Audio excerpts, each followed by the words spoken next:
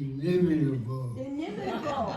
I have a cold. I have a cold. I get forgiven. It's hard to even say.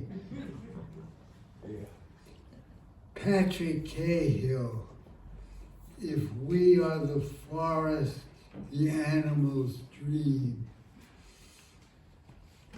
which is a gorgeous melt, as if on the surface of water, and nameless crimes,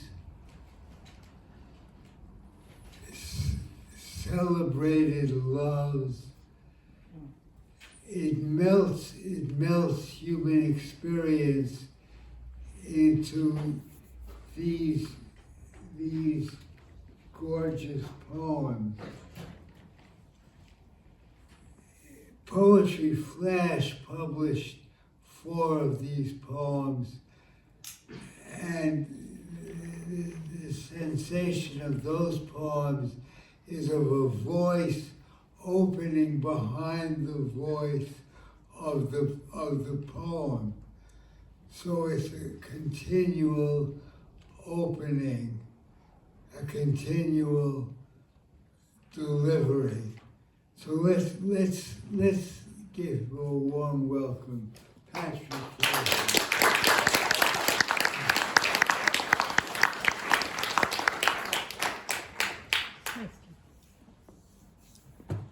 Thank you, Erin.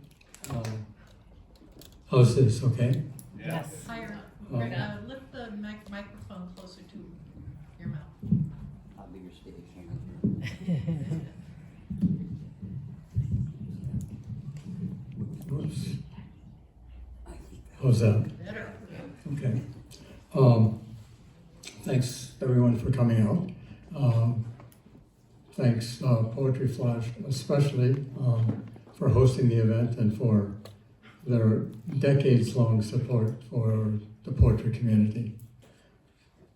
I'm going to,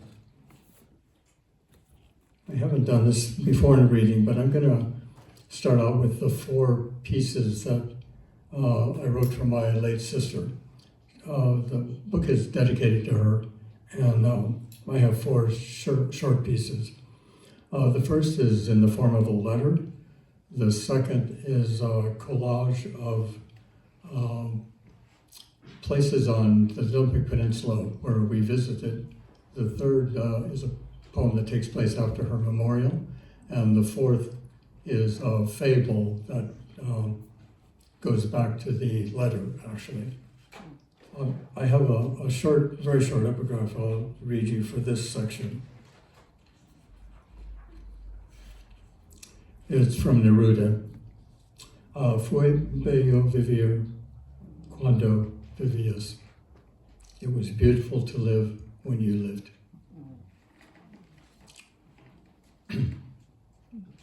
Dear Sarah, remember that footbridge in Mexico? It's when we used to cross on our way to La Penita?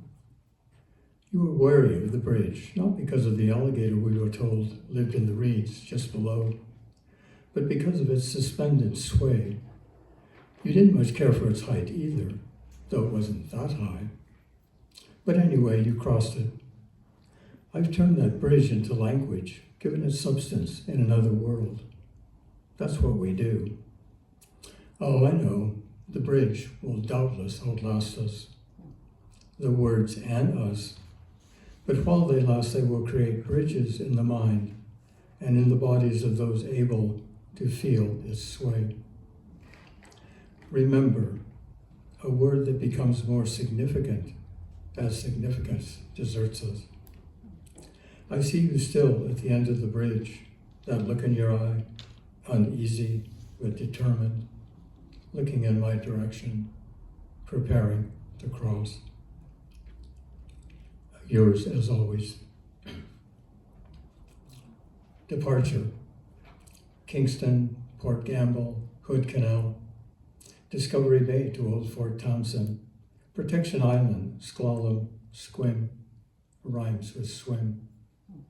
White shop against the bridge, rain pixelated the windshield, shimmered, temperature dropped, The river Elwha, something to remember, the last ferry over.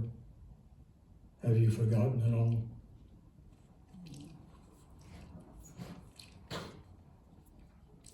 Looking for the car. It mentions Alki, which is Alki Beach in West Seattle, which is where she lived. Looking for the car. We walked up, 61st off Alki, back from the beach, the five of us. Alcohol nudging us through the dark, misleading streets. The sky breathless everywhere, in fragments. Trees tracing black air we left back where. Wind had whipped your ashes over the water, across the rocks and concrete steps, into our hearts, into the salt, washed air we breathed. And this is a fable that refers to the bridge in the mentioned in the letter. This is a bridge in Mexico, and it's a suspension bridge, and there's an inscription at the top of the bridge, El Puente es tuyo, the bridge is yours. And this is a dialogue between two voices. This is the way you enter the place. Why? Because the footbridge is yours. Why? Because it calls you here to feel its sway. Why? Because you were found among the stars. So, the stars became a storm, became a snow, a scrim, a screen of water, a sheet of air. And an alligator waits for you beneath the bridge. Why? Because beneath his memory lurks a winter gaze, and he has a voice, a second voice for you. Go on, as light falls across the reeds and warms his blood. Isn't there another way? No. Will it console him? What? My second voice. You will never know, or bring me to his jaws. To cross the bridge, the swaying bridge, you will never know.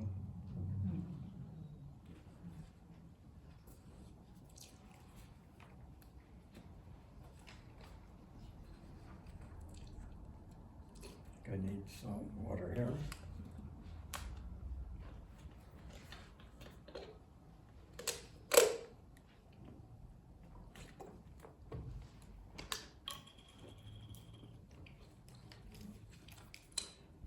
The species is called birds.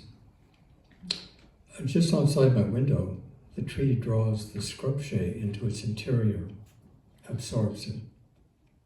Other animals wander inside a beast we've yet to imagine.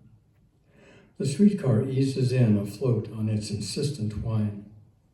The small girl across from me lifts her hand, weaves an inscription across the air, an infinity symbol, an ampersand, or proofreaders delete. A dark tide moves across the earth, shape-shifting, elusive. A mud hen shadow among the reeds, and imagined gunshots, transparency.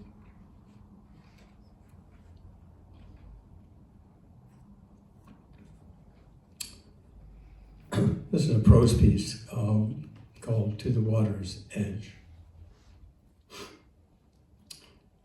I set myself on fire again, deposit the gathering ashes in a mold, my shadow dancing them around the rim.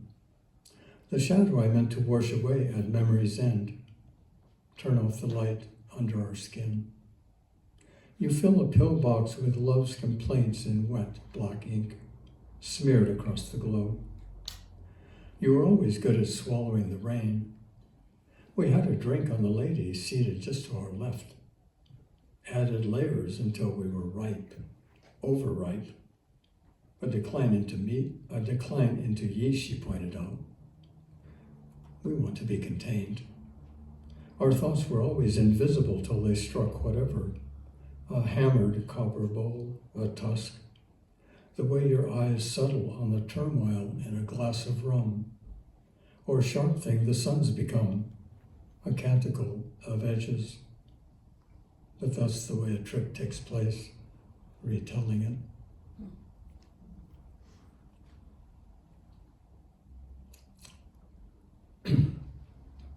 This is a piece called Doubt, and it was inspired by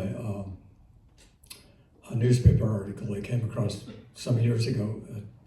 I don't remember much about the article, but it described an unclothed woman fleeing a crime scene, and there was a dead male lying on the ground and had been stabbed to death. Doubt. She fled the crime scene unclothed, a killer. We tracked her through woodland. We tracked her through thickets. But she absorbed the light as she fled. Mosquito grit rose in her wake. Perfume, sweat, cuts, insects, her clothing now. Wind swept back from the river. She sought a deletion in her flight. Our flashlights' yellow probes passed over the undergrowth. We moved through shadows, our memory house. Leaves, an eruption of blood into the dusk. Dragon scales, a thicket of birds silent in their flight. Our victim's wound, a sheath for her abandoned knife, clotted with motive, recollection, the past. Will she vanish in the water's rush as we go on, free of mirrors? Its dark surface, her reflection now.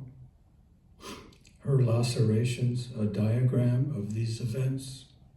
Will we go on, follow the river downstream along its bank, find comfort in its ceaseless, indifferent noise, or upstream toward a puzzle of uncertain intent?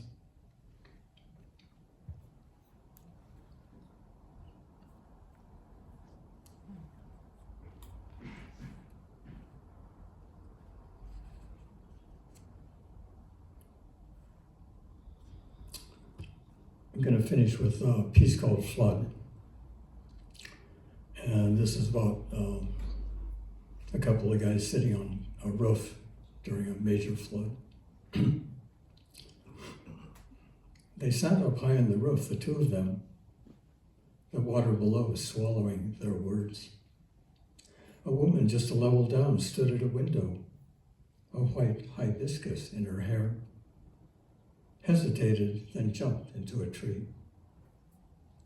A breeze hummed in the blinds that she left behind. Another woman, one remembered, never believed getting off in the front seat impossible, rain battering the car's roof. Did the woman in the tree laugh, or was it just the ache of drifting debris?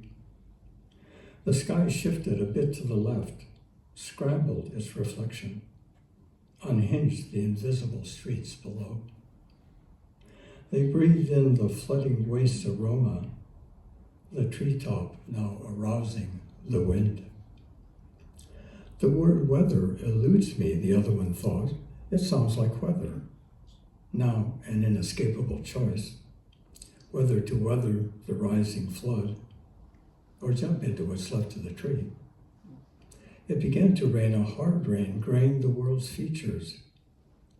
Is that the woman still hidden among the leaves? Or a bobcat, they thought. Is that the tree even, or a trick of the rain? The implausible world, woman, roof and tree, dissolving in the summer air. Thank you.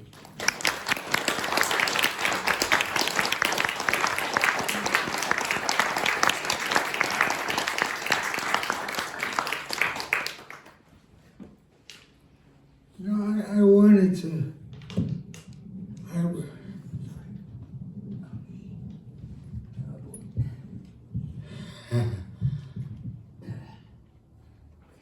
all righty.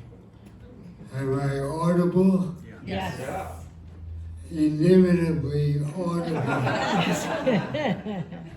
I want to say something about 16 Rivers, which is obvious but should be said.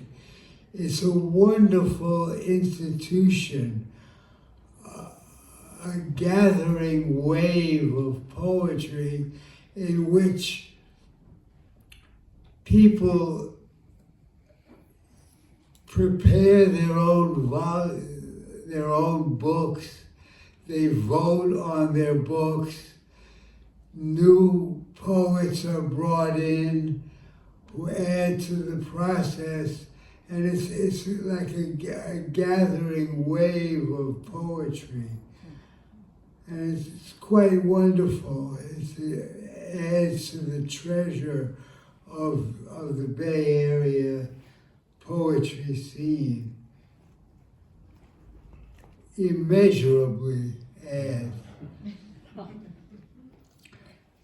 Now this Plagios, Plagiarisms, this is the third and final volume of this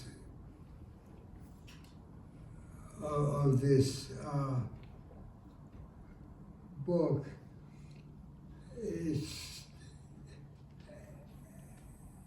It's translated by Terry Ehret and Nancy J. Morales, who are going to read it.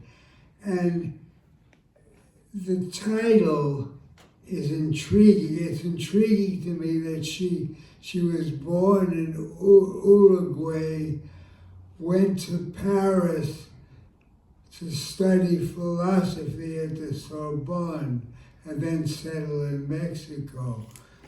But the philosophy is so limpid Spanish, and it's dealing, it seems to me, with absences and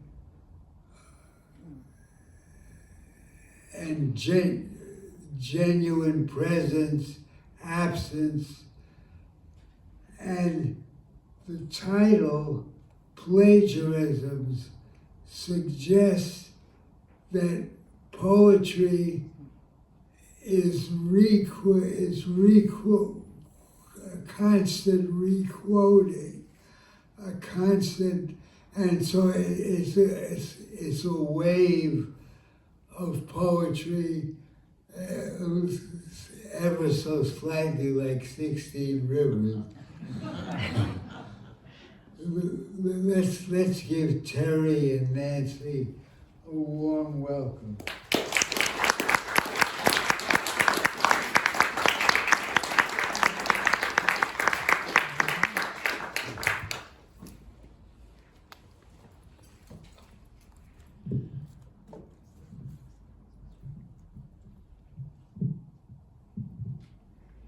How's this? Perfect. Okay. It's such an amazing sight to look out and see every seat taken. And that's just beautiful to see. What's also really cool is the array of lava lamps over on the piano there. It's like they should be set to music, you know, and I'm sure somebody did that in their college days, right? Most of you know that Nancy and I have been working on this translation project for 13 years. Our goal was to produce in 3 volumes the first bilingual translation of Ulalume González de León's body of work. This was volume 1, which we published in 2020. Then promptly went into seclusion because of COVID. So we never really got to have the book launch for it. The second volume came out in the midst of COVID in 2022. And now the third volume in 2025. And this becomes the book launch in a sense for all 3. Ulalume sometimes provided commentary on poems where she would reveal her sources for the plagiarisms, but more often she did not. So we often had to do our own research to discover how her treatment of the source material might influence our interpretations and thus our translations. Because translation, for those of you who have practiced it, you know that it's always an act of bargaining with the language to try to find a way to express the ideas and the feelings and the connotations and the music in the target language. I've been extremely fortunate to have Nancy as a co-translator because her knowledge of Spanish language and Latin American literature and her native fluency gives her a special sensitivity to the nuances of Ulalume's lyrics. In this commentary that she provided to our third volume, Ulalume said, if I can find her quote, that there were 4 obsessions in this third volume: double perspective, loss of colors, rooms or lived spaces, and the shifts of places in time, tricks that memory plays in remembering and imagining. I've picked a couple of poems to read that have some of these elements. I'll read the poems in English, and then Nancy will read them in Spanish. We find if we do it in that order, then you kind of see where the poem's going, so easier to follow in the Spanish. The first poem I'm going to read is called, in English, I Write, in Spanish, Escribo. And I was thinking about this poem because, for 2 reasons. One is, I think all the writers in the audience will identify with the process of creation that she describes here. But it also describes the slow process of translating. My husband sometimes tells the story about leaving us at the kitchen table working on a translation, goes out, takes care of errands, clips the roses back, comes back in, 2 hours later, and we're still on the same line of the translation, still arguing the same points. So this is I Write. I'm thinking of drawing what does not exist, and I'm thinking of erasing what already is. Thinking about redrawing what I erased somewhere else, and thinking about erasing what I drew as well. Thinking that appears disappearing. Thinking that erases itself.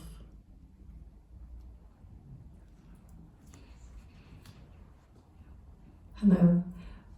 Escribo pensamiento para dibujar lo que no existe y pensamiento para borrar lo que ya es. Pensamiento para volver a dibujar lo borrado en otra parte y pensamiento para borrar lo así dibujado. Pensamiento que se dibuja borrando. Pensamiento que se borra a sí mismo. And the next poem is called Discontinuidad, or Discontinuity, and it's in triplets, so I'll read the first triplet in English and Nancy will follow in the Spanish, and we'll go back and forth till we get to the end of the poem. One other thing I wanted to say is that Discontinuity is dedicated to Ramon Giraud, and I did not know who Ramon Giraud was, but she called him, Ulalume called him a dear friend.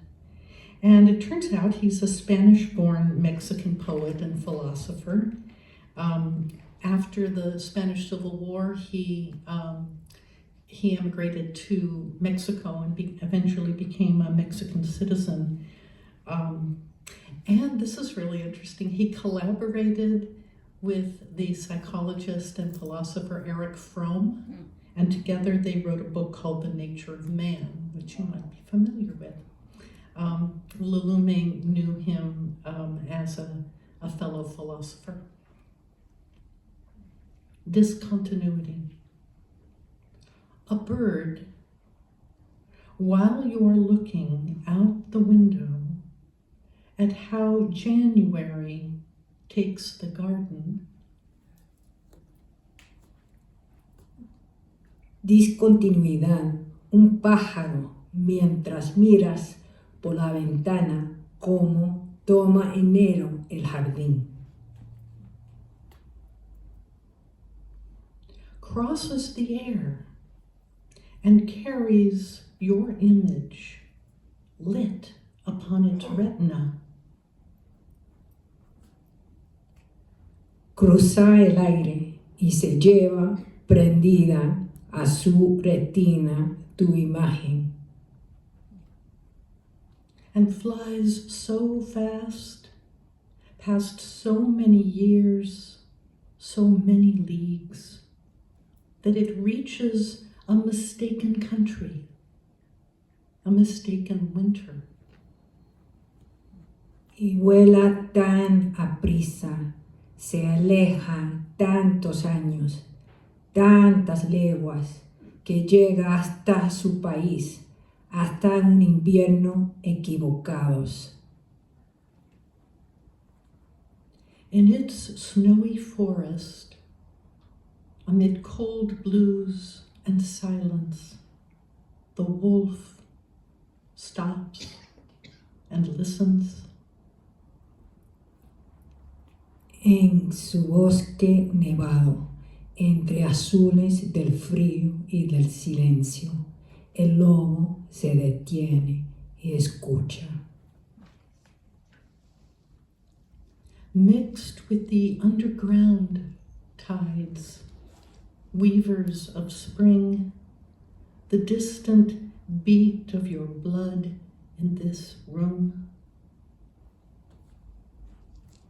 Mezclado a las mareas subterráneas, urdidoras de primavera, el remoto latido de tu sangre en este cuarto.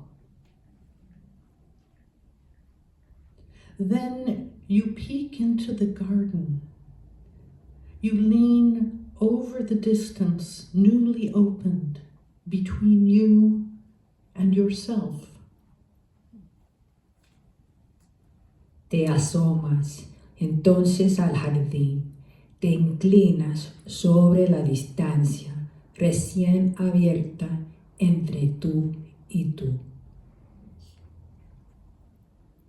And you are afraid to know the country of not being together, an infinite moment. Y tienes miedo de conocer el país, de no estar juntos, un infinito instante. I wait for you. The bird changes place. The wolf loses the faintest trace of your tracks in the snow. You turn around.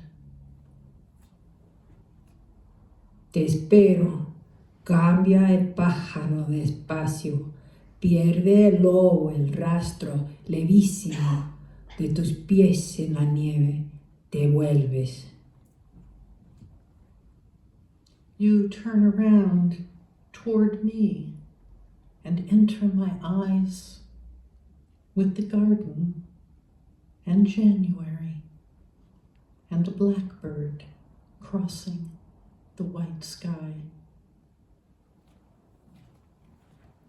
Te vuelves hacia mí y entras en mis ojos con el jardín y enero en un milo que atraviesa el cielo blanco.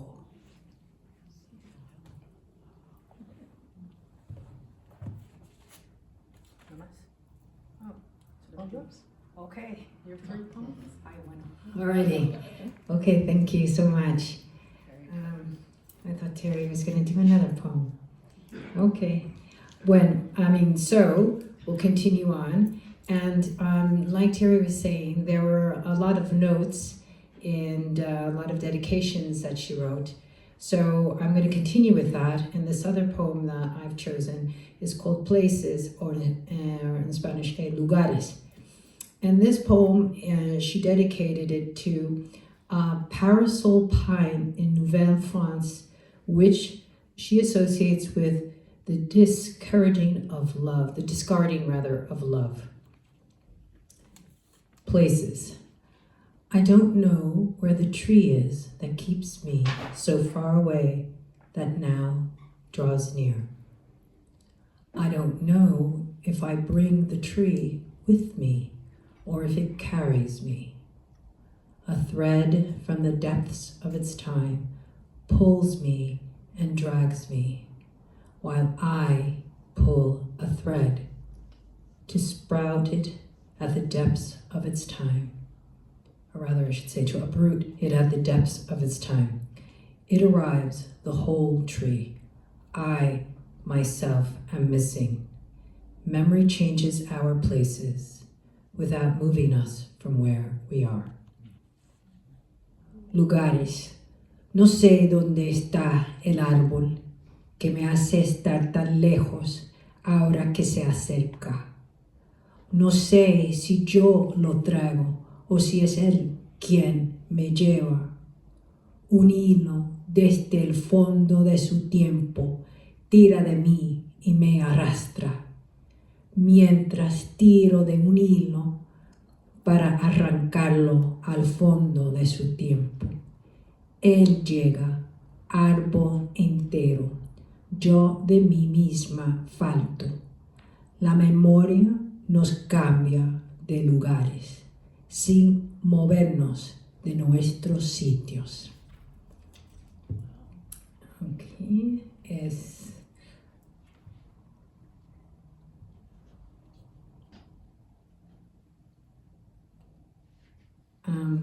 I chose this poem that she also wrote to Roberto Jaguares, and it's to refer, she just wants to say thank you. So it's called Space. I don't know how to get to the land of emptiness, but soon I will arrive. The land of empty spaces with nothing around. Landscape of the riddling riddler. I touch what I don't touch. Where do the empty spaces begin? Where do they end? Their hollows inside aren't called insides. I see what I don't see. I know they wait for what once filled them to return. From where? There is no outside. To where? There is no inside. And there are so many empty spaces that there is hardly room to walk between them. There is so much emptiness that I'm so afraid, with no outside or inside, where to return. And suddenly I'm back. Espacio. No sé cómo se llega al país de los huesos, de los huecos, pero de pronto llego. El país de los huecos, sin nada alrededor, paisaje de adivinador. Toco lo que no toco. ¿Dónde empiezan los huecos? ¿Dónde acaban los huecos? Sus adentros vacíos no se llaman adentros. Veo lo que no veo. Sé que esperan que vuelva lo que antes los colmaba. ¿De dónde? No hay afuera. ¿A dónde? No hay adentro. Y son tantos los huecos que sé que es escaso el espacio para andar entre ellos. Hay tantos huecos que me sobra miedo, sin afuera ni adentro, a dónde regresar. Y de pronto regreso.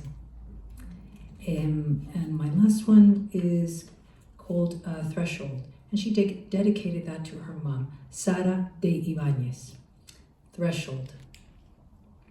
Her sunlit window through which someone used to watch close by, just around the corner from the ash tree, a rain that began tomorrow and fell upon another window, as yet without a place in time. My rainy window, which I now look through close by, just around the corner from the ash tree, a sunlight that begins yesterday and falls on another window without a place in time.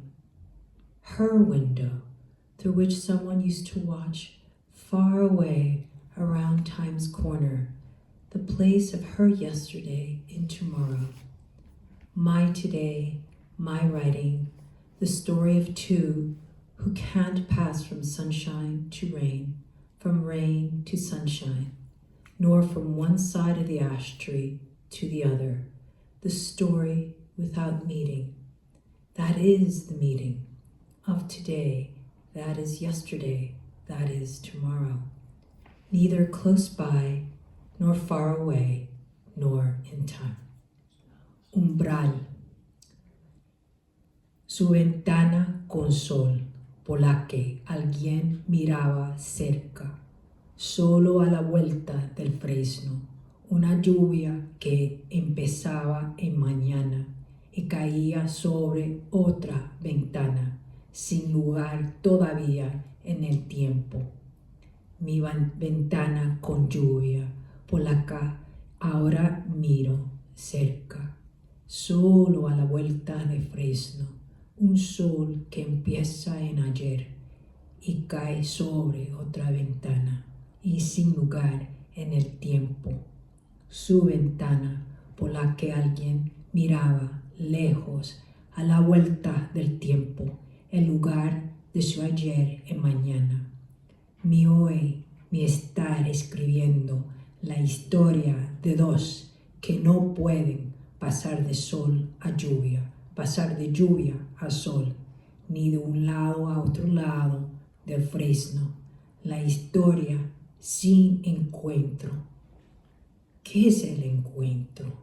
En hoy que es ayer, que es mañana, ni cerca ni lejos, tampoco en el tiempo. Thank you so much.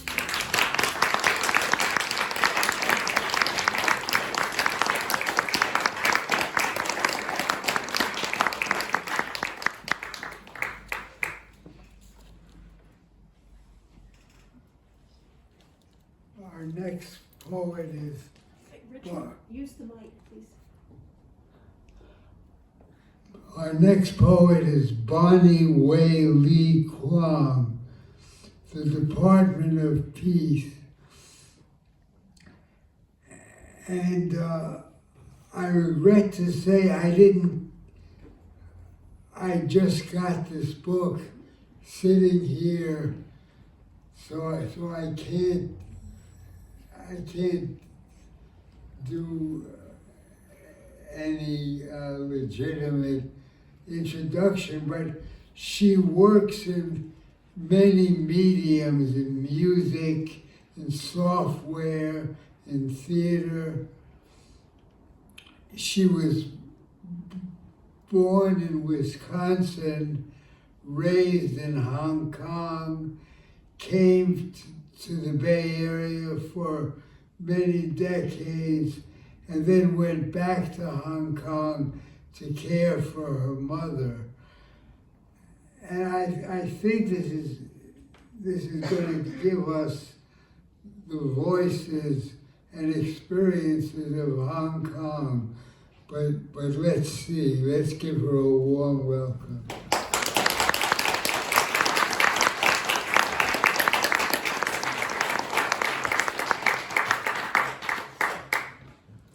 Gracias a todo, gracias para todo. So thank you, everyone, and thank you for everything. As I just am so happy to be back for this book launch in particular, and to see my children. Yeah, I'm very grateful to Poetry Flash because when my first book came out, Ravel, I contacted Joyce and got on the calendar, and then I met Penny Edwards, who introduced me to Ma Shane Win in the audience, and that encounter just gave rise to a number of poems in this book. And then Sean Yarborough here is one of my collaborators. So he also, contributed so much. And, this is a book of collaborations. And, thank you for the community. So I'm going to read a few poems that Ma and I collaborated on. Ice Crystal Between Glass, co-authored with Ma Shane Win. An ice crystal trapped between two glass panes. Inside, outside. Headed for unknown territories.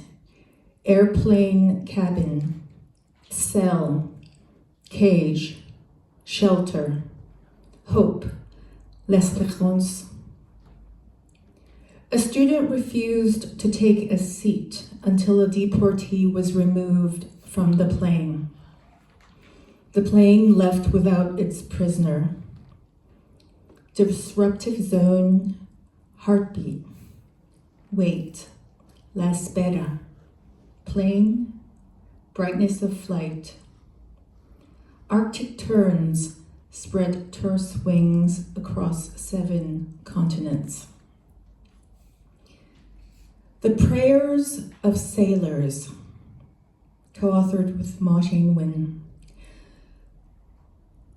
The Mekong, the mother of waters, is wide as the sea. In Gangte, the plumes of egrets fall like the sweep of bamboo towards water. Where currents converge, the mangrove roots have lost control. The house on the edge of Inya Lake, plumeria, snakes. Sisters on piano, drops of music, a language we don't recall. Strangers and pilgrims offer Guan Yin chocolate coins wrapped in gold paper. Who do sailors pray to in your language? East is west, west is east, our spherical fates. Sleep by day, walk by night, co-authored with Ma. Where the Mekong begins, a young monk walks among blind soldiers. Fled, flee, flew, smashed butter lamps, military police. Where's the middle ground? Border crossings, Cardiff rights, frostbite. One who escapes the country must sleep by day and walk by night. Water space, airspace, current. Gold stupas through clutches of trees. Longitudes parallel at the equator meet at the poles. Teach me how to read the news without crying.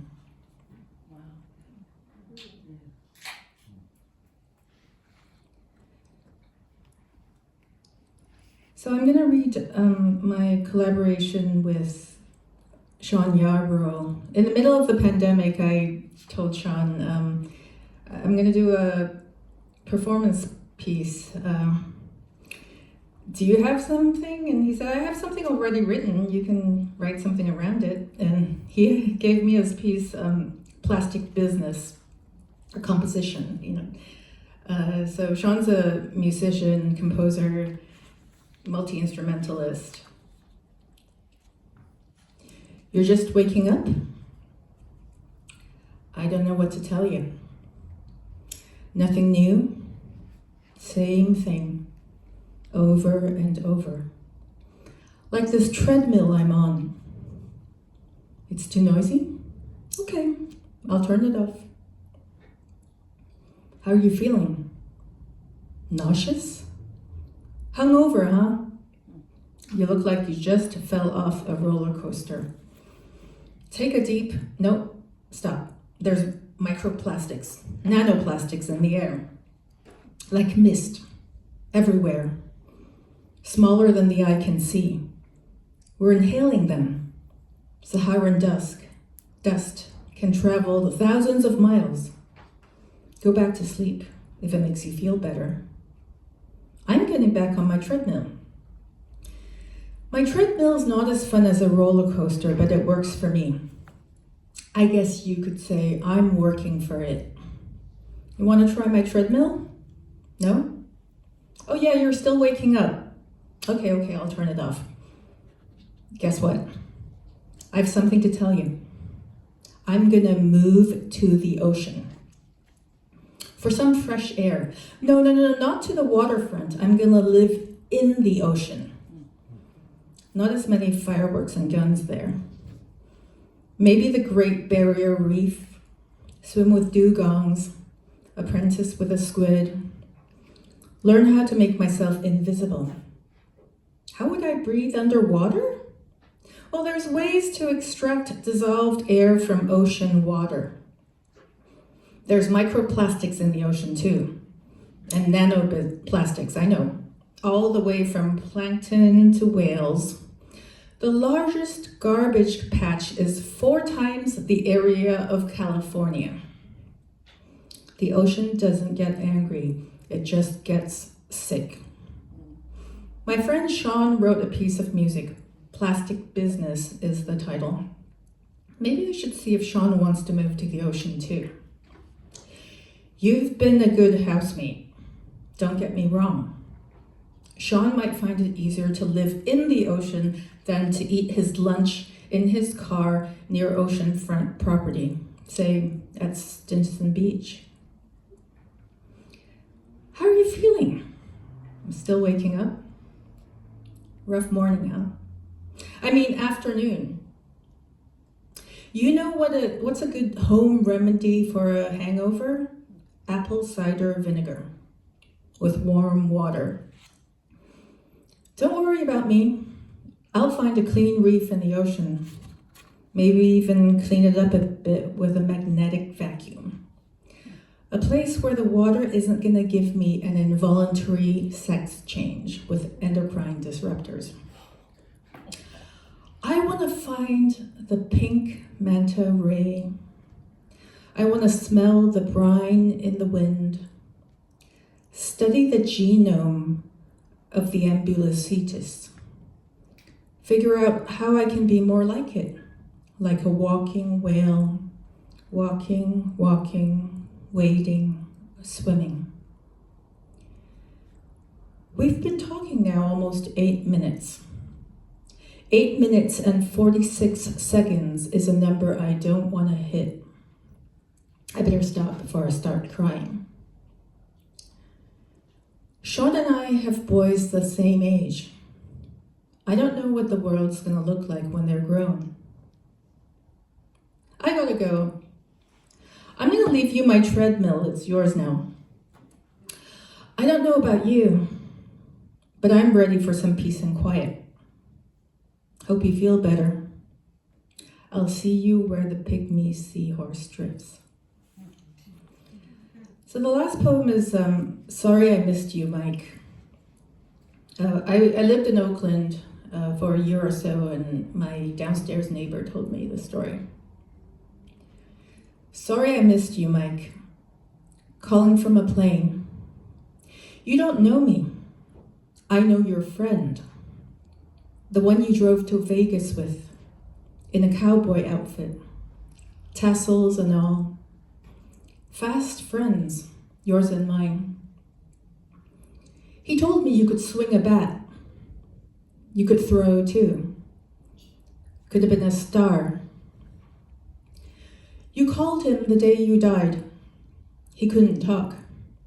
He was talking to the woman y'all drove to Vegas for. He said, I'll catch you later. You tell me if there's a later. Where'd you find those rocks? The ones you threw at the cops on a Sacktown freeway.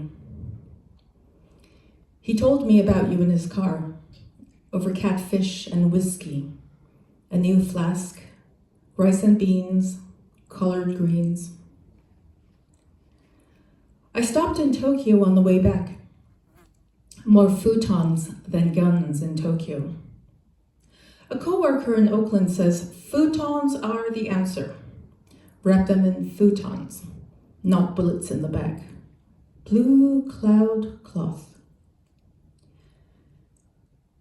I saw an ad in Wan Chai, motes of cotton, for a green burial at sea. Ashes supply.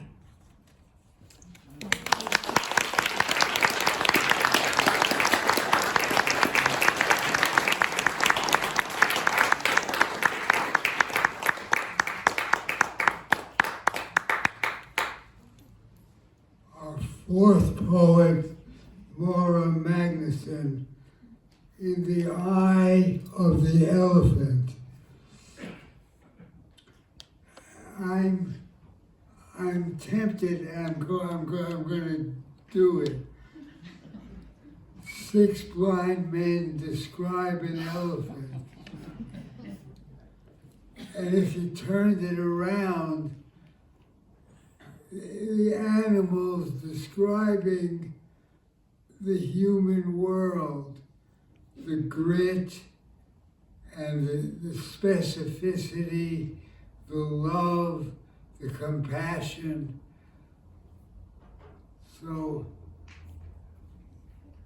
in the eye of the elephant, we are seen. Let's give a warm welcome to Moira Magneson.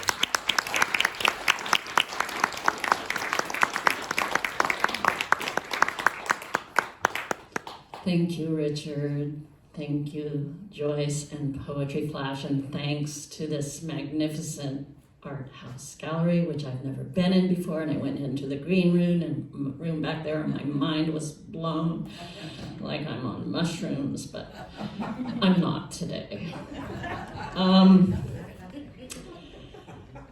thanks 16 Rivers Press for doing such an awesome job of everything for years, like 26 years. It's incredible, and I'm so proud and happy to be part of this press.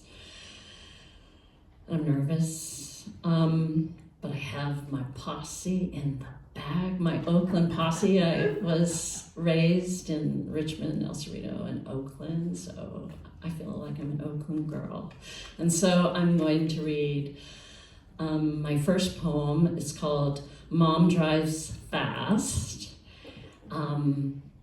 And it's really a poem. It's a love letter to Oakland. It's also about my love for my brothers. So, Mom drives fast, like a rocket down I-80.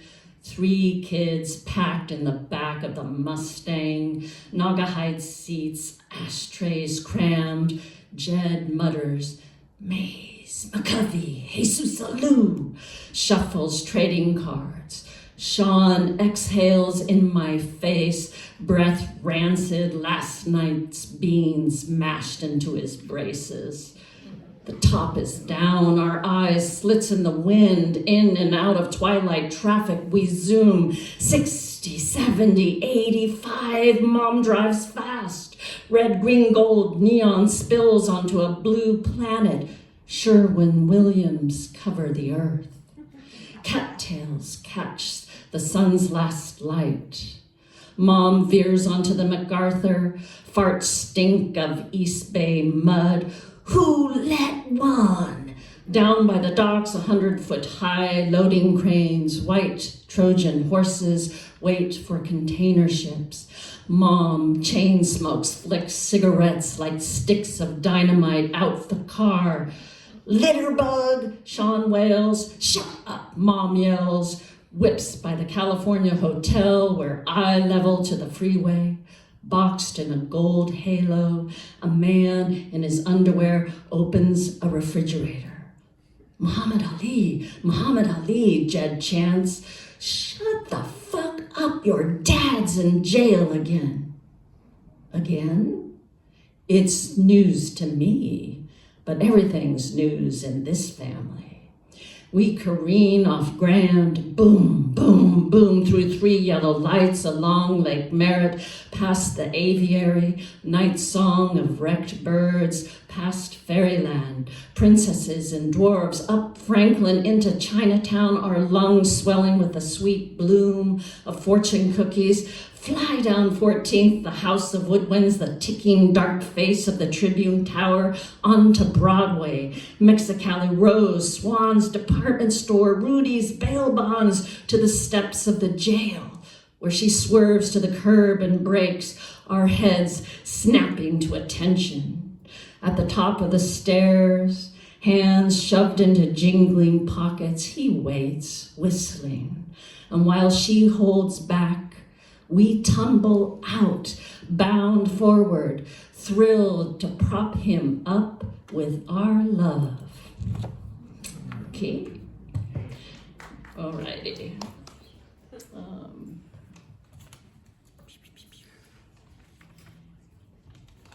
Okay, another Oakland poem. I haven't read this ever before in public. I read it this morning to my friends, asking maybe I should read it. I don't know. I'm experimenting on you. So it's called Losing It. Here's what I remember. My parents had gone off to Tahiti or some such place to continue the argument of marriage. I was upstairs in the bedroom of my boyfriend's house. The television was on. Out the window, I could see the gray rooftops of Oakland, the fog strolling down avenues, confident as a dog off leash. I was 17. In 5 days, I'd be away at college. It was about time I did something with my life. Downstairs, my boyfriend, not really a boy, but a man, a machinist I'd met at the plant where I worked, was opening the front door. Nixon was scowling on TV, hands clenching the podium. His wife, his daughters, and their husbands stood near him, straight-backed. The presidential seals sparkled in the camera light. He went on about the constitutional process, about the interests of the nation. Yeah, right, I thought. How he'd never been a quitter. And then I knew.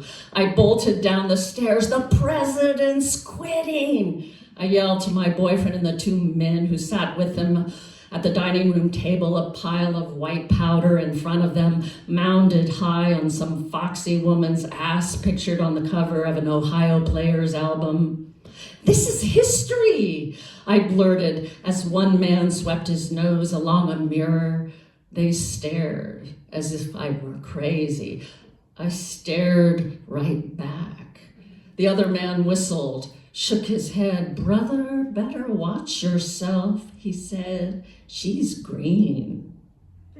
Later in bed, we smoked some hash, listened to Richard Pryor riff about how stiff and formal white folks were, and then we were kissing, sucking each other's lips and tongues, shirts pulled over, heads, jeans tugged off hips. I traced the ragged scar along his thigh. He licked my neck, and then he was climbing on top of me, eyes locked into mine, but I couldn't do it.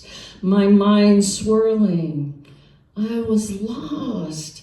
My head rolling away from my body like a marble, an aggie, a milky, as my father would say, pocked and white as the moon, a magnolia, sad as Pat Nixon's face, watching her husband saying goodbye to the White House.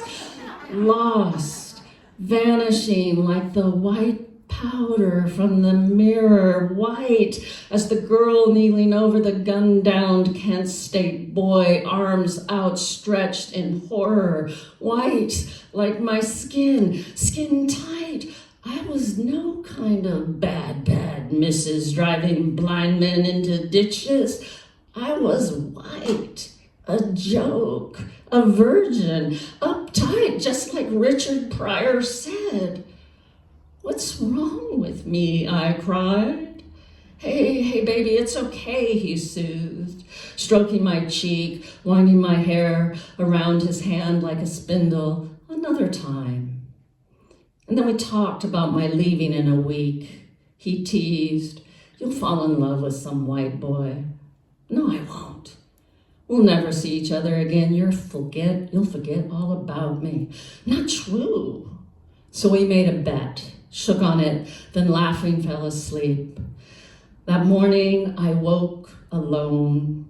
He had the early shift, drove home, packed for school, a different life. Of course, he won the bet. We didn't see each other after that. And I did fall in love with a white boy, a whole string of them, but I never did forget. Okay, so yay. My brother's here. I don't know if he wants to hear that story, you know? Sorry, bro. I don't know. Okay, next poem, Hippopotamus, an inserted proposition. And there's an epigraph here, and it is excerpted from a magazine article by J.F. MacDonald called Russell Wittgenstein and the Problem of the Rhinoceros. And some of you may have heard about this little conversation between Bertrand Russell and Ludwig Wittgenstein. I just learned how to pronounce that. Okay, is there a rhinoceros in the room? One of the earliest encounters between Bertrand Russell and the young Ludwig Wittgenstein involved a discussion about whether there was a rhinoceros in their room. Apparently, when Wittgenstein refused to admit that it was certain that there was not a rhinoceros in the room, Russell half-jokingly looked underneath the desks to prove it, but to no avail. My German engineer, I think, is a fool, concluded Russell. He thinks nothing empirical is knowable. I asked him to admit that there was not a rhinoceros in the room, but he wouldn't. Okay. Hippopotamus, an inserted proposition. Mud wallower, tusked herbivore, fierce creature of the occipital cranial, tramples a poem's ground of existence, big rump rubbing its margins. There. Did you hear him?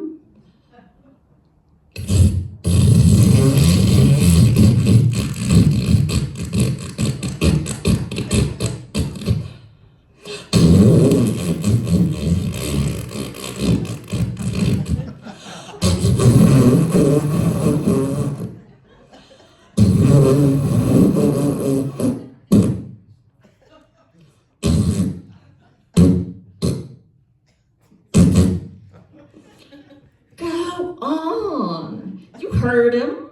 He just shat and peed. Now the poem is wet with hippopotamus. I tell you, there is only so much heft and weight a poem can take. A crown sonnet can house a hippo, but trust me, a villanelle, hell. Ah, aroma. The redolent indolence of a certain hippopotamus. Never mind the certainty of the hippopotamus in this poem, chewing on the fallen fruit of logos, the long lianas of lines, trumping tercets, headbutting stanzas off the page. He can do and undo everything. Look over there, At the watering hole, he has got himself into quite an enjambment. Hippopotamus, hippopotamus. Oh my, there are 2 hippopotamuses in this poem. They are rutting, engaged in their fat frisson of excitement. Oh, oh, oh, oh, oh, oh, oh, oh, oh, oh. Dear reader, voyeur, you are disturbing them. The hippopotami would now like you to quietly excuse yourself, take your feeble, flimsy inner tube of language, kick down river with your puny legs and over the falls to the crocodiles. 2 more.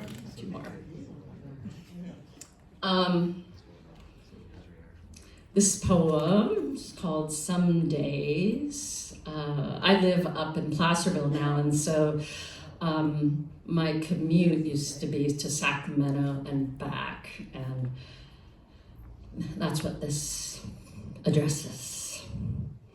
Some days, it's an hour-and-a-half commute, the highway corridor choked with car horns and exhaust, and a Dodge Ram nitwit tailgating, flashing his high beams, and I can see the man in my rearview mirror stabbing the air with his lit cigarette. My plain brown Toyota Corolla and its medley of bumper stickers obviously interfering with his ability to lead a life free of government. When the radio delivers nothing but bad news, extinction of the Delta smelt, home foreclosures, Santa Ana winds whipping up wildfires. Some days, by the time I pull into the driveway, it's 8 o'clock and dark, and all I want is to hear the pianissimo of ice clinking in a tumbler of scotch, taste its cold burn down my throat. I turn my key in the heavy brass lock, and they come running, tails straight up behind them, arching at the tip, little cataracts of purrs rumbling in their bellies, and they weave their soft bodies in and out between my legs, rubbing off the debris and dirt, singing their kind chorus of meows, burnishing me to brightness, polishing me back to the animal I am. This is I'm not going to say what it is. It's called Garbage Walk. My husband and I are wheeling out the garbage and recycling bins to the curbside. Stink of old flesh, clink and rattle of tin, last week's news. We pause to look at the moon, her round cheeks, a star or 2 bright and glittering on the dark periphery.